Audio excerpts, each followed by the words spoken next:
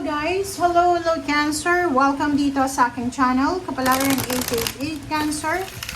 Alamin mo kung ano yung message, alamin natin Cancer, kung anong message or energy na pwedeng makaresonate ka or guidance ito na pwedeng makuha mo for the week June 15 until 21. Okay Cancer, infirmment. Okay, so dito sa barahang to, para siyang Eight of Swords and para siyang Five of Cups, 'di ba? Kasi parang 36 siya, 6, 7, 8, 8 siya, money. Imprisonment, restrictions, tingnan mo, parang nasa loob ka ng isang lugar, tapos ang nakikita mo lang is window. Bartolina ba? Parang Bartolina, feeling Bartolina. Imprisonment. Sinasabi ng baraha dyan sa'yo, Cancer, na siguro nasa sitwasyon kang ganyan. It's either relationship, family life, or literal siguro mayroon kang Cancer na kapamilya na nasa jail, or possible na ito yung pakiramdam mo, stagnant ka, parang ganon. So, hindi ka masaya kasi isipin mo dito sa sitwasyon mo na yan is nakaupo ka, feeling hopeless, feeling helpless, feeling tired, exhausted, parang ganon. And sinasabi ng baraha sa'yo dito na makikita mo, kahit sabihin mo na yung window na yan is konti lang yung kumbaga space para makita mo yung liwanag sa labas, plus sa place na kung nasaan ka madilim. Ibig sabihin, marami kang mga gustong gawin pero hindi mo magawa. You're restricted, you're stagnant, you're in prison, parang ganon. But ang sabi sa'yo dito ng barahan na mayroon naman na konting pag-asa, 'di ba? Mayroong pag-asa So, wag mo Cancer na iisipin na ay, wala nang pag-asa, hanggang dito na lang ako, wala na talaga, may edad na, senior citizen na, may sakit na, ganyan ganito. No. Sinasabi ng baraha sa'yo dito na may way out pa. Meron pang way out meron pang paraan, may pag-asa pa para makaalis ka yan. Like for example, marami kang utang, may sakit ka, may sakit sa pamilya, may problema yung mga anak mo, apo sa pera, or kung ano man yan na pinagdadaanan mo, or maybe you're afraid of being imprisoned, like ganun. So, sabi sa'yo dito, Cancer ng baraha, na huwag kang mawala ng pag-asa. Huwag kang mawawala ng pag-asa. Kasi makikita mo, meron pang gewang dyan diba? So, sinasabi dyan na meron pang pag-asa. Okay? Cancer. Tingnan natin sa second deck mo.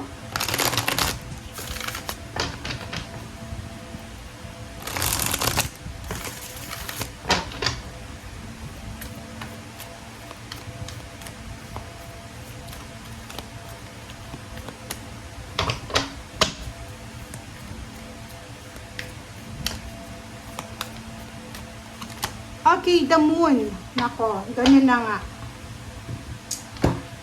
The moon is number 18, it's number 9, Archangel Haniel, yon. Resonated siya sa first card mo, Cancer, na sinasabi na nakakaramdam ka ng takot. Nakakaramdam ka ng takot, Cancer. Sinasabi ng baraha sa'yo na may pag-asa, may opportunity ka pa para ma-improve yung buhay mo. Makinig ka sa sinasabi ng iyong intuition para sa accurate na guidance. Harapin mo yung takot mo and grow stronger. Ang nakikita ko sa'yo dito, ayun na nga, sobrang takot. Diba? May mga Cancer dito, especially lalaki or babae kayo, may asawa, or maybe mag-asawa kayo, pareho kayo Cancer. Natatakot kayo. You're afraid of kung ano yung mangyayari sa future.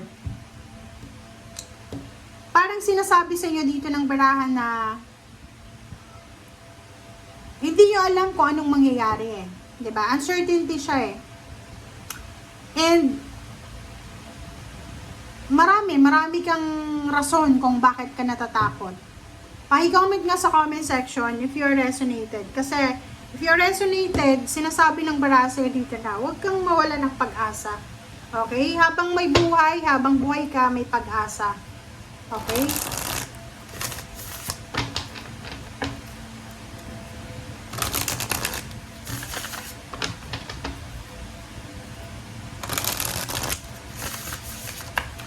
Or maybe ang message dyan, may kaso ka ba?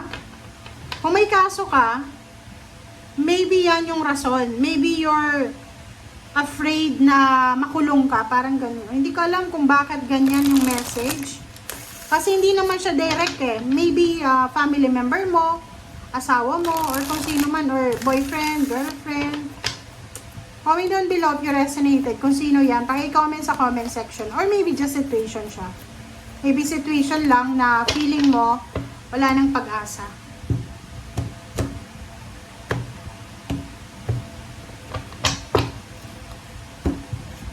Okay, King of Wands and Seven of Swords. Ganon, nakakaloka. Kaya pala, it's either Cancer, isa sa mga dahilan kung bakit nakakaloka to. Sa trabaho siya eh. Posibleng ikaw ay may pinagdadaanan na problema sa trabaho. Kasi merong dito Seven of Swords eh. Maybe ikaw ay napagbintangan. Kasi itong Seven of Swords, ano to eh, tridor to eh. It's either Gemini, Libra, or Aquarius siya. And kung sino man ito, tatridorin ka talaga neto eh. So sa loob ng trabaho, pwedeng ikaw ay napagbintangan na nagnakaw, pwedeng napagbintangan ka ng kung ano-ano, ng Seven of Swords, na pwedeng yun yung rason kung bakit natatakot ka. Comment down below if you resonated. Kasi sa loob ng trabaho or business, pwedeng ikaw ay may isang tao dito na tinatrader ka. Oh. Nakakaloka. Yoko na. Cancer. Eight of Swords. Imprisonment. So same energy siya. 8-8. Sinasabi ng baraha. Nako. June 15 to 21. Ay, comment nga sa comment section if you resonated kasi nakakatakot to eh. 36-8. 8 din siya. Trabaho, trador, pera. So maybe pera yung rason kung bakit natatakot ka. It's either kailangan mong magbayad ng utang mo or else pwede kang kasuhan, parang ganon. But the problem is wala kang trabaho. It's either senior citizen ka na or it's either may sakit ka. Comment down below. So naghihintay ka ngayon, Prince of Swords. Naghihintay ka ngayon. Sinasabi ng barahan na may Prince of Swords dito. Yung Prince of Swords guys is hope siya, pag-asa. May pag-asa ka pa. So kung halimbawa na yung kinakatakutan mo is because hindi ka makakabayad ng utang, pwede kang idemanda, sinasabi ng Prince of Swords sa'yo na huwag kang mag-alala, huwag kang magpapanik kasi may rason pa dyan eh para kumbaga magkaroon ka ng pag-asa, makakasurvive ka pa dyan eh. Okay, balasahin nga natin.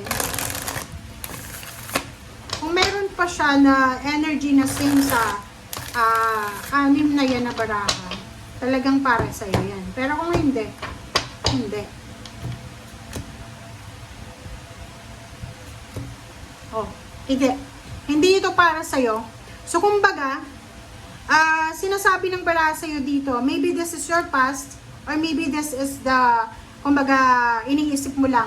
Oh, diba? Kaloka kayo. So, Two of Wands and the Sun, Justice, and Two of Cups.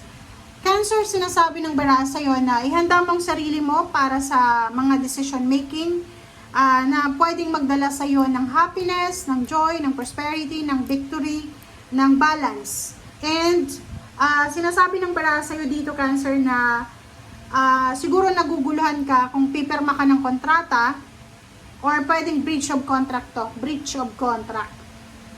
Like may trabaho ka, may pinirmahan kang kontrata, tapos may mag-o-offer sa'yo ng trabaho, tapos pumirma ka na hindi mo masyadong nalaman na mali pala yun. So, pwedeng yun yung rason kung bakit ka malungkot. Justice, but don't worry. Diba? Sinasabi ng baraha, don't worry. Kasi ano man ang kinakatakutan mo na to, sabi ko sa iyo may pag-asa. may justice, may incoming justice, ipapanalo mo yung kaso na yan if may kaso. May mga wedding anniversaries, collaboration, partnership na pwedeng mangyari sa'yo. So, huwag kang masyadong magpanic, mag-alala. Be strong. Okay? And kung pera yung problema na yan, isipin mo pera lang yan. Pwede mo yung kitain as long as nasa tamang wisyo ka, tama yung isip at puso mo, yung spirito mo, makukuha mo pa rin yan. Just money. It's just a money, okay? As long as na hindi ka, as long as nabuhay ka pa. Okay? Thank you guys. Bye!